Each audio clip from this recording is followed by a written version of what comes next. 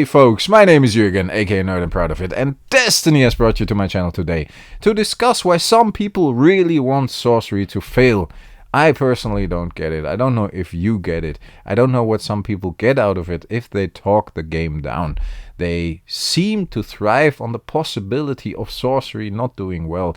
I do not really have social media and I'm happy about that, but I heard on Facebook and I've seen screenshots, people are like really ranting about sorcery doing bad and everything's going to zero and it's over.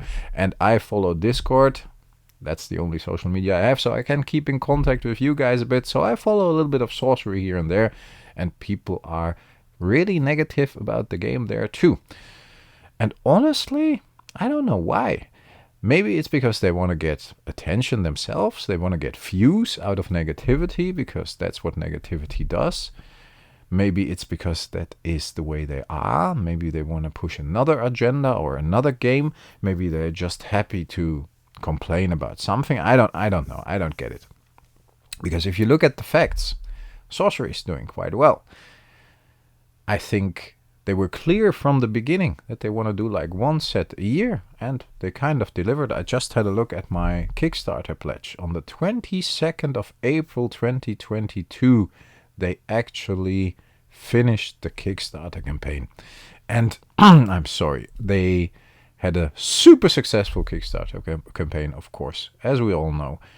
And they delivered a little later than expected, but like end of 2023, and then beta came out end of 2023, beginning of 2024 as well, right? Like a few weeks after the alpha.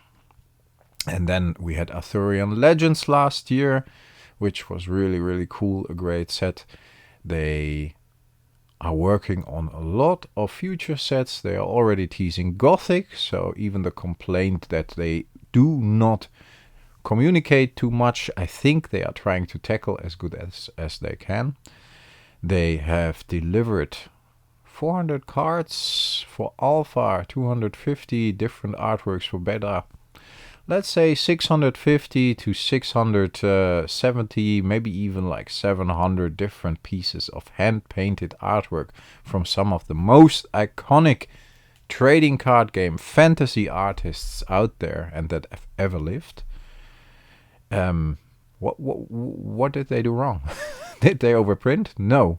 The beta boxes are out of print. They didn't shoot to the moon, but they went up to like $190, around that.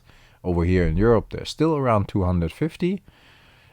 I know it's probably not out of print. There's another wave coming, but if that wave is as big as the second wave or even less, then we probably won't see a lot and it will be gone like this.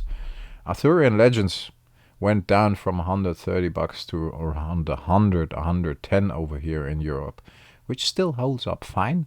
$110 is like normal market behavior for a product, and they probably printed a little more, and the set is a little smaller, so the demand is a little less. Overall, everything's cool. No big things happening, no crazy things happening in the negative way. The new Gothic set looks amazing. I talked to a couple of artists who are working on it. They're having a blast. Ex Curiosa is treating them very well. Not like some other companies out there that are just, trying to make a buck of the artists and not like giving them the credits they deserve. It's a really good game. I actually have played it a little more recently, and I've played it before as well, of course. But organizing Ask and Rest 2, the tournament over here in Europe, we organized last year as well. We will do one on the 8th of March. 7th of March is Friday. We will already be there, have a meet and greet and these kind of things in Aachen in Germany. Crazy demand from people who want to go. I would love to be able to welcome everyone. But of course we got a limited space. But these initiatives are going on all around Europe and all around the world, and people are believing in the game and trying to build a community which obviously is there, but not like super big as other trading card games. Of course not, because they're starting out, but they're delivering what they promised. And people are supporting it. People like Cardboard Guide, people like myself, people in the US like Mike from Collector Art House, of course. Even some others, I don't want to mention everybody. They are totally pushing that game because they're believing in it and they're enjoying it. And for me personally, I have to speak from my own perspective. I think the artwork is fantastic and that drew me in first, but the game is really good too. So I've been playing it a little more to practice for the Escan West tournament. I'm not participating, I'm going to be filming, but I want to be able to talk to people and maybe play some matches in the evening when it's a bit more quiet. The sets were good. Of course there were some hiccups here and there, but look at the project. Look at the fucking size of the whole project. I mean, they did a trading card game. They have success. They are not fucking things up by overprinting. And they are not leaving the players behind because singles are fairly priced. So there is a good balance. Boxes haven't gone to the moon, but they haven't gone to zero neither. I think it's one of the only and one of the few trading card games that has achieved a good balance of everything in the last few years. Looking at some others, they either tended to be super collectible and then they overprint it because, we can't be super collectible. We have to cater to the game piece army. Or they were clearly leaning in towards the game piece army, promising collectability first, and then right away leaning in towards the game piece army and reprinting everything in like the 3rd, 4th, 5th, 6th, 7th set. I don't know. Sorcery hasn't disappointed me yet in that case. And the players are there. Small but core group. The enthusiastic people are there who are organizing things and organizing tournaments. Eric's Curiosa is growing. They have hired people. They are working on a couple of sets. They are good to the artists. They are good to their people. They are good to the community. They are good to the content creators, which isn't always the case with these companies because they are listening to our ideas. They supported me super well in Essen, and I'm not speaking out for them because they did, but because they did, they showed they are not like the others, and that's positive. It's I don't get it. Don't let yourself be fooled by the people who wanna gain popularity, gain subscribers, gain attention from being negative about something they don't understand.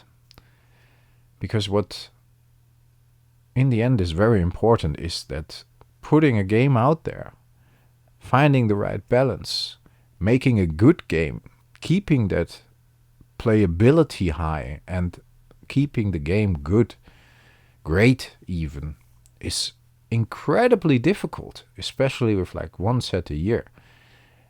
But that is great for the collectability, great for the players, because you can enjoy the set. I personally am very happy that I don't have to learn new combos or whatever. I can really explore a set now, and I can explore Alpha, Beta, and Arthurian Legends together as well. So I'm not getting why people are talking sorcery down. So don't be fooled by this.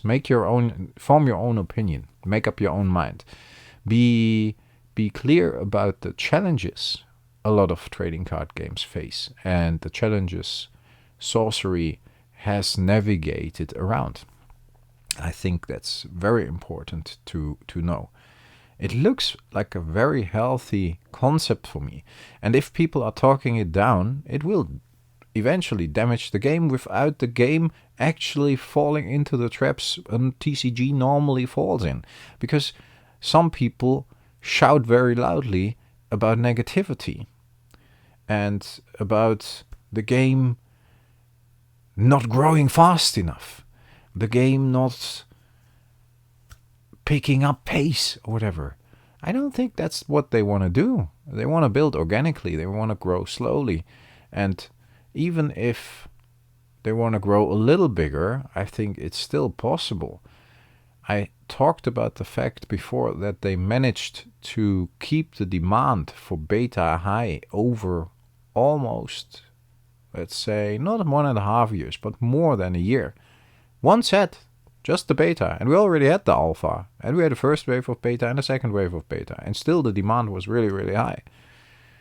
That is an incredible achievement, actually, to have people wanting one set for such a long time without short printing the set, actually, but finding a balance to meet demand but not kill it. I think that was very well done, and I've said that before. I don't know if you have seen the videos about it, but I think they were really smart about it. Form your own opinion. That's what I want to say. Focus on what you want to do. Do you like the game? If you're here, if you're watching sorcery content, you probably do. Do you like to collect the cards? Do you like to interact with the artists? That's what sorcery does. They bring out artists to the conventions, to the tournaments. They currently have a very high collectability of foils, although also, that's the word I wanted to say, also in Arthurian Legends. I don't know if you have paid attention to the unique foils, the true unique foils in Arthurian Legends, and that some of them are almost impossible to get. I think there were people that have opened many, many boxes and of certain cards only had a handful. A handful, not like trying to put a number out there or whatever, but not more than a handful. Literally. That's 5 cards, you know? And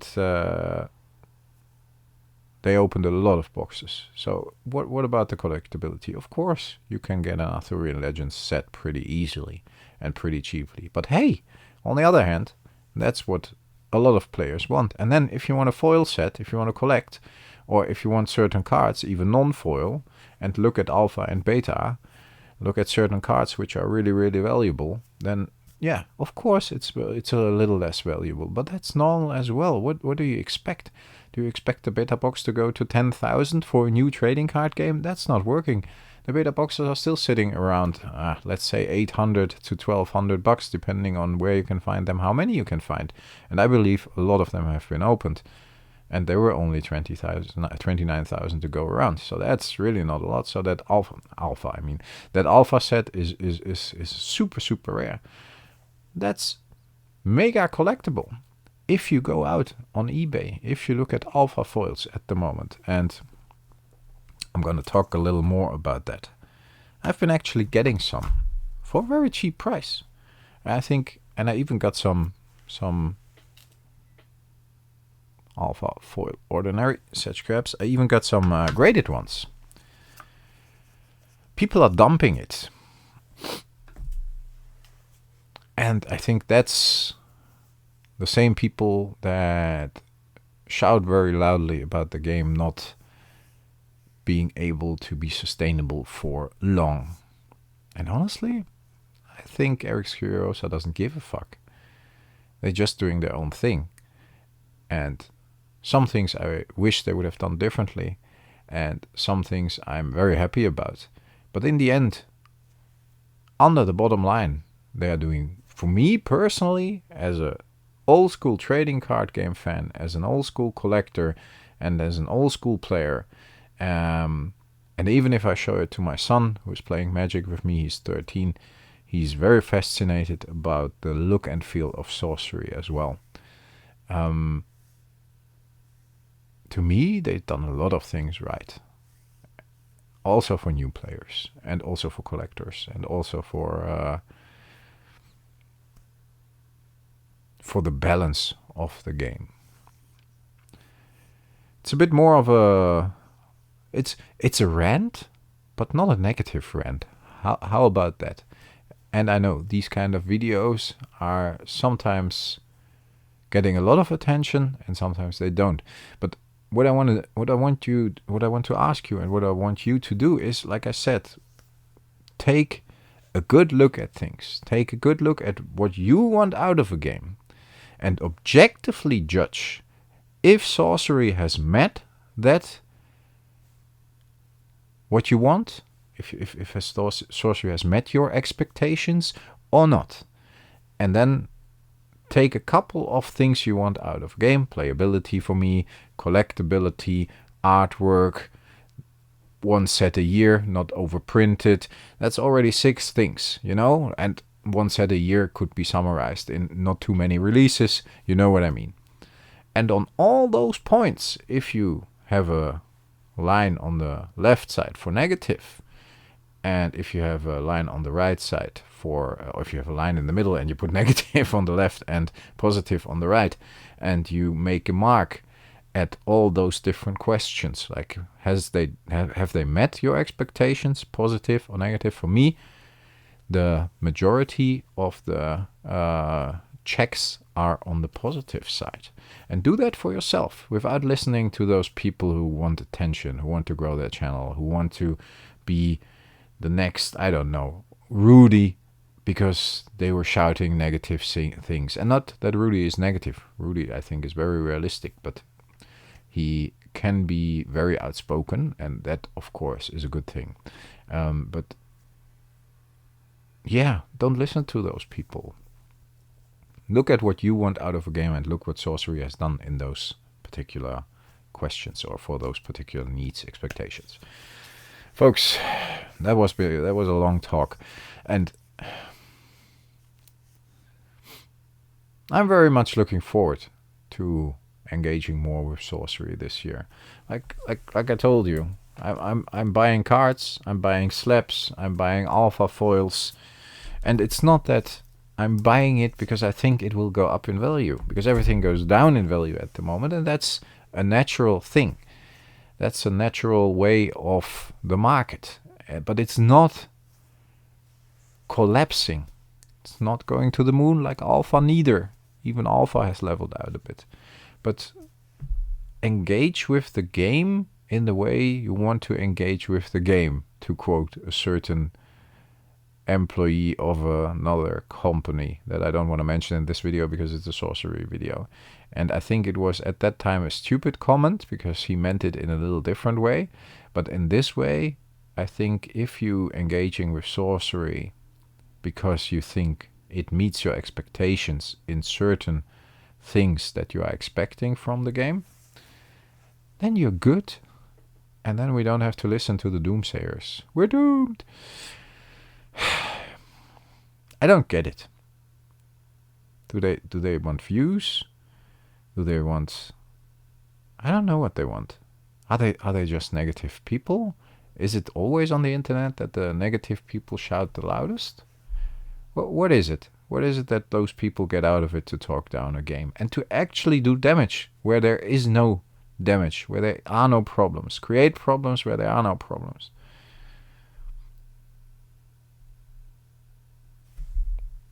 Explain it to me in the comments. That would be nice. Folks, stay healthy, stay frosty. Thanks so much for listening for around 20 minutes. That's crazy. If you're still here, leave a comment about what you think and work Yoda into the comment. Then I know you watched the video until the end. For the channel members, I even got a little Yoda emoji that they can use. So I know, hey, you guys watched it until the end. Stay healthy, stay frosty. I talk to you next time. Thanks a lot for listening again. Bye-bye.